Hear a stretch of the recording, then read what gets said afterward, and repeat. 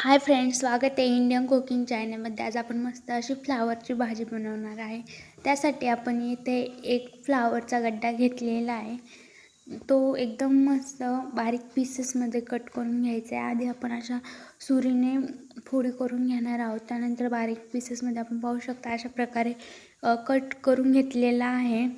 तो मस्त 1-2 वेळा वॉश करून घ्यायचे. ह्यामध्ये थोडं मीठ टाकून वॉश केलं तर खूप चांगलं, कारण की यामध्ये केमिकल असण्याची शक्यता असते. त्यामुळे आपण मीठ टाकून वॉश करून घ्यायचं आहे. आणि यामध्ये आपण 2 ग्लास पाणी ॲड करणार आहे.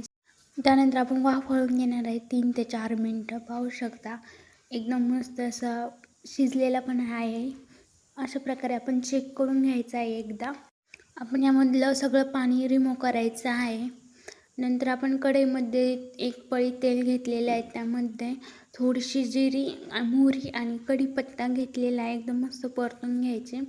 त्यानंतर आपण यामध्ये 1/2 चम्मच हळद ॲड करणार आहे आणि 1 चम्मच मिरची पावडर ॲड करणार आहे, किंवा तुम्ही कापून मिरची टाकली तरी चालेल, पण आपण या ठिकाणी मिरची पावडर ॲड केलेली आहे. त्यानंतर आपण कोथिंबीर टाकणार आहे. कोथिंबीर टाकल्यावर फ्लावर यामध्ये ॲड करायचं आहे. चवीनुसार मीठ टाकून एकदम मस्त हलवून घ्यायचे.